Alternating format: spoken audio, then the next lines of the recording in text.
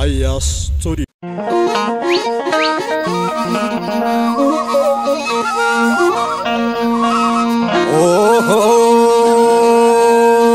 Damalak ya magala ererto erere tesen gongomine galsi jalle jallo kofamrotni magala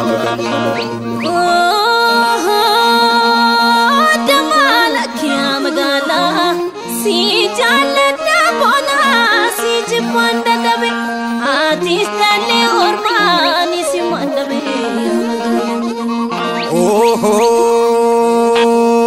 Damana warkarara lakiya magale wale tharmale akail manhada wale kallo magale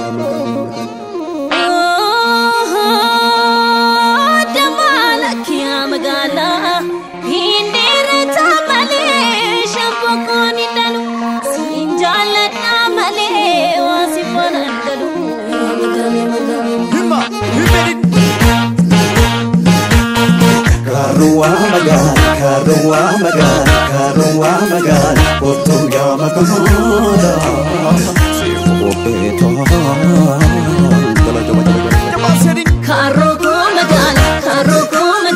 Karuku magan, kumi abarida. Sipan bagan.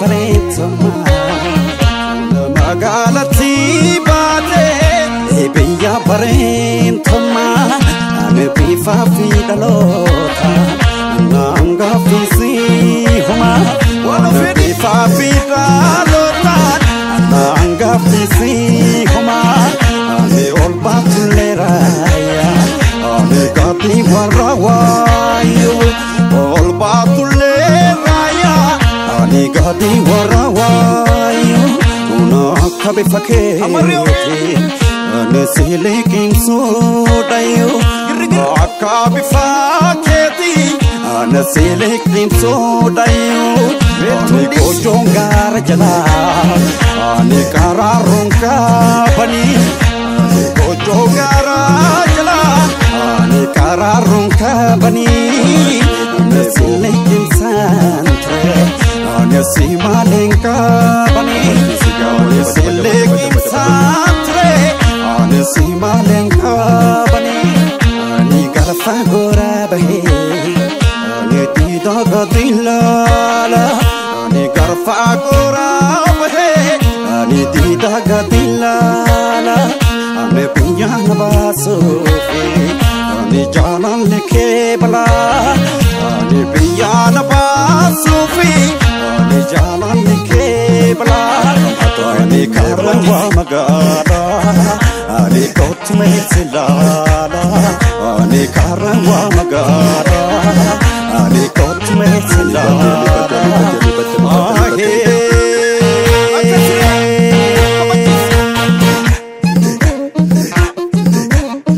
Amisa, Echofudi mebo.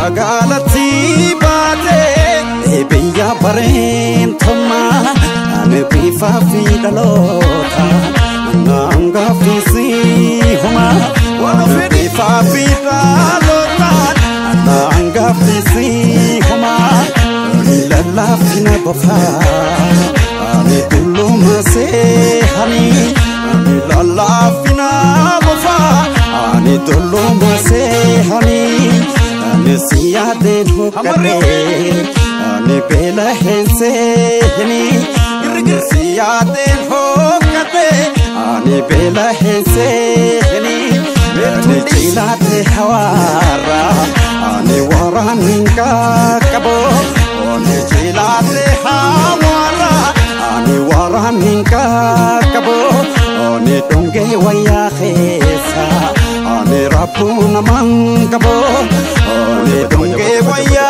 khesa Ani rapuna mangabo Oni ofak sukare Ani hitu masarike No ofak sukare Hitu masarike No ofak tarapa Ni jala shirobake No ofak tarapa Ni jala shirobake Ni karewa magala Ni kotume silala Ni karewa magala Ni kotume silala Ahe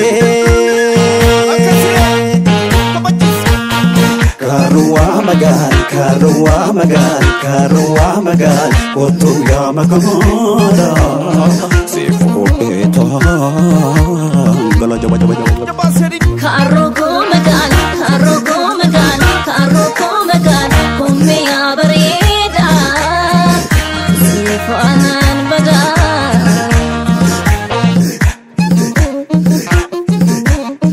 Amisa,